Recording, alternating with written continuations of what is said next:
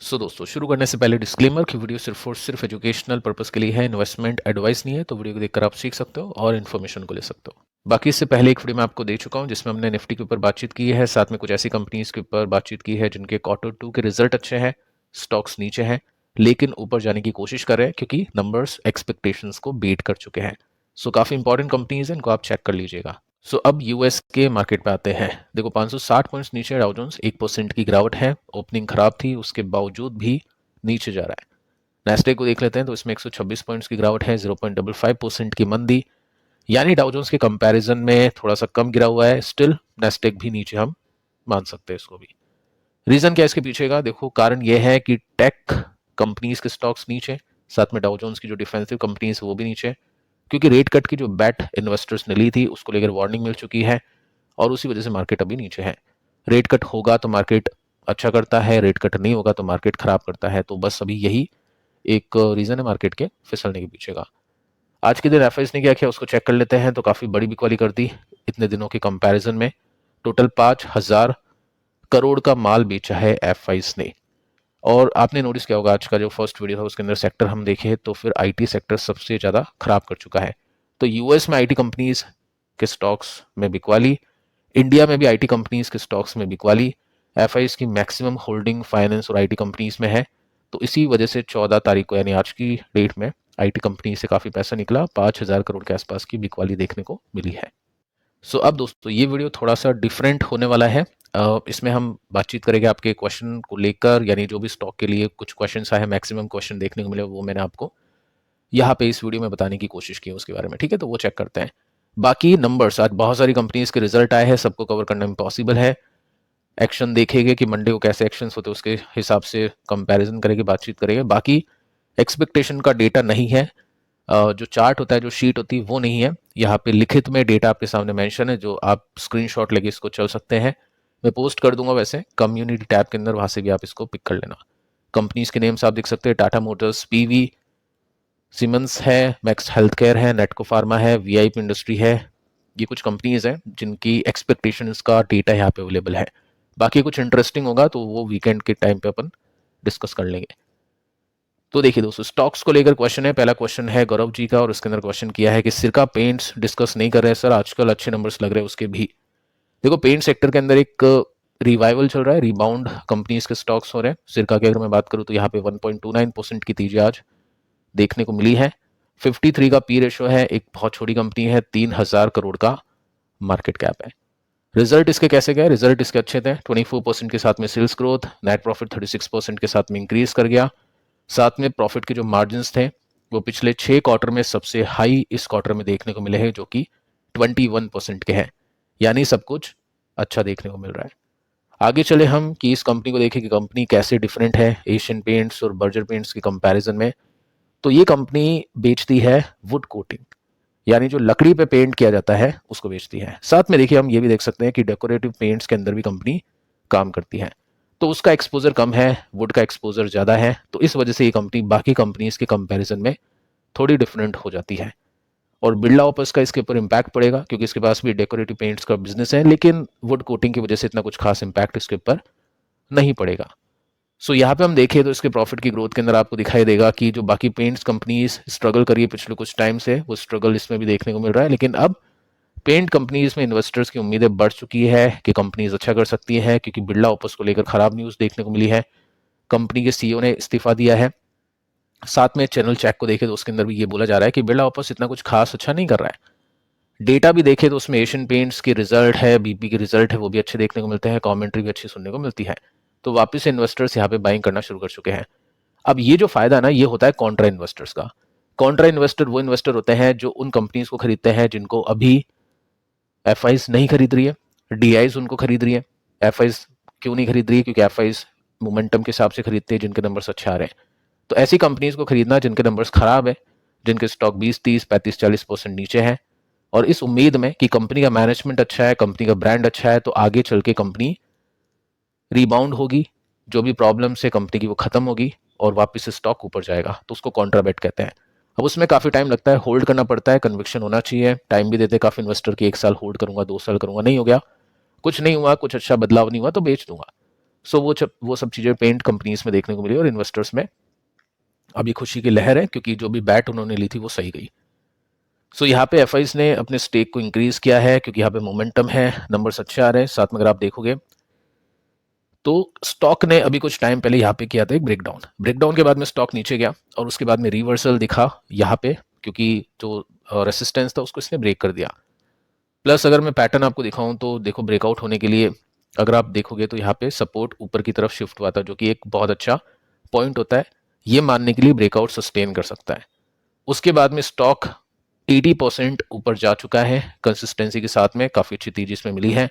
Question ये बनता है कि यहाँ से भी क्या कंपनी अच्छा कर सकती है, तो चांसेस हाई है, क्योंकि गाइडेंस अगर आप देखोगे 10 तारीख को इसके नंबर्स आए थे, तो कंपनी ने गाइड किया है स्ट्रॉन्ग एक्सपेंशन को लेकर विद न्यू प्रोडक्ट आएंगे, इसके नेम्स आप पढ़ सकते हैं दोनों प्रोडक्ट्स के, नए प्रोडक्ट्स लाइन में है, यानी कुछ नई सेल्स कंपनी कमाएगी और उसकी वजह से कंपनी काफ़ी अच्छा कर सकती है। तो काफ़ी अच्छे टारगेट्स यहाँ पे देखने को मिले, इसको आप चाहे तो डिटेल में पढ़ सकते हैं, क्योंकि यहाँ पे मार्केट शेयर को गेन करने की भी बात की गई है। तो इस वजह से कंपनी अच्छा कर सकती है, और जिसके पास में ऑब्वियस है, मतलब कोई रीज़न है ही नहीं बेचने का, वो डेफिनेटली वो होल्ड ही करेगा। नेक्स्ट क्वेश्चन है कि मेरे एसेट फैंग में क्या करना चाहिए, इसमें मतलब परचेज करना चाहिए नहीं करना। देखो वो तो मैं आपको नहीं बता सकता हूँ कि परचेज करें नहीं करें, जस्ट मैं आपको स्टडी प्रोवाइड कर सकता हूँ कि अभी क्या चल रहा है और किस तरह की सिचुएशन है। सो इसमें आप देखोगे तो आज के दिन हुआ क्या था। देखो हमेशा अपन देखते हैं कि सर्किट में रहता है तो बहुत मुश्किल होता है इसको बाय करना। सर्किट में तो आप ये मान लो इम्पॉसिबल है, क्योंकि आपसे पहले जो बड़े इन्वेस्टर्स हैं ना वो ऑर्डर लगा के बैठ जाएंगे और आपके हाथ में आएगा ही नहीं। तो कोशिश ही नहीं करनी चाहिए। अब ये गिव अप हो या कुछ भी हो, लॉजिकल हो, वो आप अपने हिसाब से देख सकते हैं, बाकी ट्राई कर लो। मेरे हिसाब से तो नहीं मिलेगा, मैं खुद वेट एंड वॉच कर रहा हूँ। ये जो सिचुएशन है ना, यहाँ पे बाइंग हो सकती है, क्योंकि आज के दिन सर्किट में स्टॉक नहीं था और एकदम से कोई किसी ने बेचा और फिर उसके बाद में बाइंग आ गई। गलती यहाँ पे ये लोग ये करेंगे कि अगर किसी को क्वांटिटी बेचनी है या खरीदनी है, वो क्या करेगा कि ओपन मार्केट में जो भी प्राइस होगा उसके ऊपर ऑर्डर लगा देगा और उसका महंगे में नहीं बिक के सस्ते में बिकेगा, और जो खरीद रहा होगा उसका महंगे में लिया जाएगा। तो हमेशा जो मार्केट प्राइस है, जैसे आपको लेना है 174.60 पे, तो 174.60 का ही ऑर्डर लगाओ, तो इसी प्राइस में आएगा। अगर आप मार्केट प्राइस पे खरीदोगे तो आपको 175 या उससे ऊपर का भी मिल सकता है, क्योंकि यहाँ पे वॉल्यूम्स का प्रॉब्लम है। अब देखिए रिटर्न्स बहुत अच्छे हैं, ऐसे रिटर्न्स किसी भी इंडेक्स ने कमा के नहीं दिए। 2022 के नवंबर यानी 23 आप मान लो, और 25 के नवंबर तक 4.5 गुना पैसा किया है एक इंडेक्स ने, जिसके पास में 10 कंपनीज है, और वो कंपनीज आपको बताइए हाई ग्रोथ कंपनीज है। बीच में यहाँ पे इसने गिरावट दिखाई, और आई थिंक उस समय अपन ने बातचीत भी की थी इस कंपनी के ETF को लेकर। 33% नीचे था, अभी 70% जो ये जो ETF है वो ऊपर जा चुका है। तो काफी अच्छे पैसे इन्वेस्टर्स के इसमें बने हैं। ये डे चार्ट है इसका, इसमें आप नोटिस कर सकते हैं ये जो लाइन आप देख रही है ये है सर्किट। तो यहाँ भूल जाओ, आपको नहीं मिलेगा। तो देखो बीच बीच में इसके सर्किट्स ओपन होते हैं, जैसे यहाँ पे देख सकते हैं, ये देख सकते हैं, आज भी इसके अंदर नीचे से बाइंग आई। तो ऐसे टाइम पे डेफिनेटली बाय इसको किया जा सकता है। क्वेश्चन ये बनता है कि यहाँ से कितना पैसा बनेगा। देखो अगर मैं आपको पास्ट का इसका डेटा दिखाऊं तो यहाँ पे तो ये ETF का डेटा है, आप NYSE फैंग लिख देना तो इसका जो इंडेक्स है उसका डेटा आएगा। तो गिरावटें होती है, बड़ी बड़ी गिरावटें होती हैं, और तेजी भी काफ़ी बड़ी आती है, जैसे 30% गिर चुका है। तो मेरा ये मानना है कि 20% के आसपास अगर ये लुढ़कता है तो फिर देखा जाएगा इसको। जैसे सिल्वर के अंदर भी अपन ने देखा था 20%, मोर देन 20% के साथ में वो फिसला था, उसके बाद में रिवर्सल हुआ था। पॉइंट ये बनता है कि कब होगा किसी को नहीं पता है। तो मोटी होल्डिंग के लिए तो डेफिनेटली यहाँ पे वेट एंड वॉच ही करेंगे, क्योंकि उस समय जब ये गिरेगा तो सर्किट्स के साथ में नीचे गिरेगा और उसके अंदर आराम से मौके इन्वेस्टर्स को मिलने चाहिए।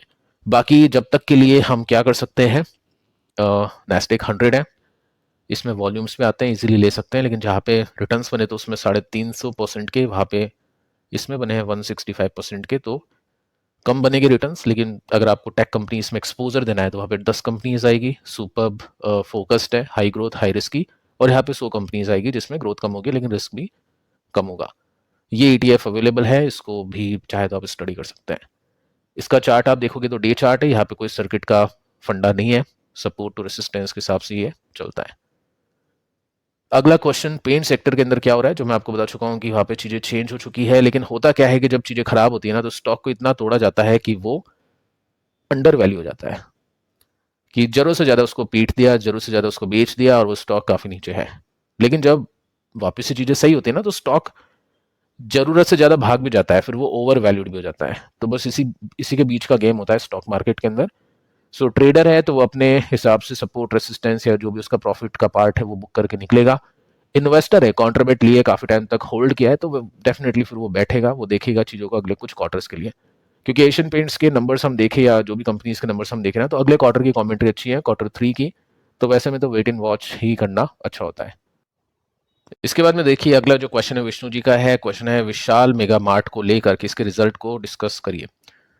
देखिए इसके रिजल्ट आए थे कल के दिन, और आज के दिन जो एक्शन देखने को मिला है, क्लोजिंग बेसिस पे स्टॉक जस्ट 1% नीचे है। अगर मैं आपको इसका ओपनिंग प्राइस बताऊं तो 140 पर खुला था, यानी गैप के साथ में इसमें ओपनिंग हुई थी। इट मीन्स रिजल्ट मार्केट को अच्छा लगा, लेकिन उसके बाद में फिर बिकवाली यहाँ पे आ गई। 92 का पी है। अब पी देखना पड़ेगा कि अभी कितना फिसला है, वो मैं आपको चलो यहाँ पे पहले दिखा देता हूँ। देखो एक टाइम था जब इसकी लिस्टिंग हुई थी, तब वैल्यूएशन इसकी थी 110 या 105 के आसपास, ठीक है। डी मार्ट के साथ में हमने इसको कंपेयर किया था। देखो डी मार्ट के अंदर और इसका जो कुछ पॉइंट्स है वो सेम है।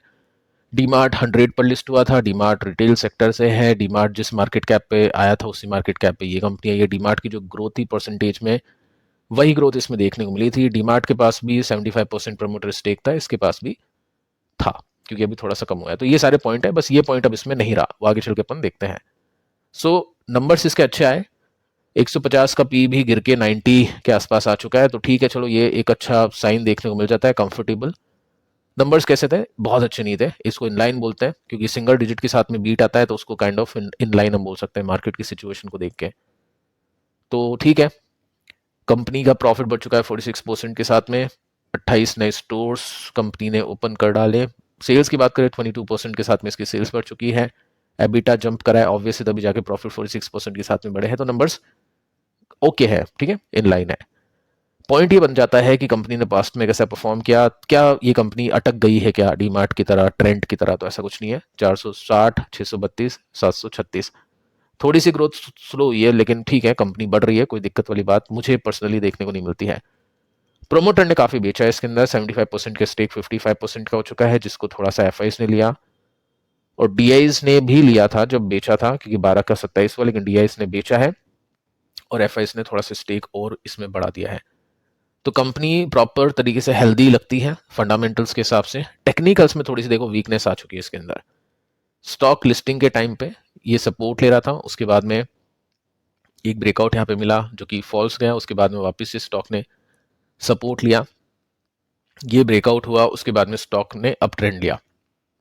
यहाँ पे आप देखोगे तो ये सपोर्ट के पॉइंट्स बने हुए थे इस कंपनी के स्टॉक के। ये सपोर्ट टूटा, स्टॉक ने वापस ऊपर जाने की कोशिश की, जो सपोर्ट था उसको रेसिस्टेंस बनाया, उसको रिटेस्ट किया, लेकिन उसके बाद में क्या हुआ, वापस से स्टॉक नीचे। फिर वो जो लाइन है, ये जो लाइन आप बोल सकते हैं ये वाली, अब ये रेसिस्टेंस की बन चुकी है, इसको लेता हुआ स्टॉक नीचे जा रहा है। हो सकता है यहाँ पे तेजी आए, लेकिन जब तक ब्रेकआउट नहीं मिलेगा, जब तक तेजी नहीं बनेगी। अब कितना नीचे गिरता है वो पता नहीं है, जैसे अभी तो जस्ट 13% नीचे गिरा है, तो 20% भी गिर जाता है, कोई बड़ी बात नहीं है। रिटेल कंपनीज के सेक्टर में होती है ऐसा, ये सब, क्योंकि वैल्यूएशन हाई होती है। तो देखते हैं सपोर्ट कहाँ पे बनता है। अभी तो हम यही चेक कर सकते हैं कि नंबर्स ठीक है, रडार पे रहेगा, लेकिन इन्वेस्टर को लेना हो, जैसे पर्सनली मुझको लेना हो, तो मैं वेट एंड वॉच करूंगा, या तो रिवर्सल का, या 20% गिरे, थोड़ा सा सपोर्ट मुझको दिखे उस।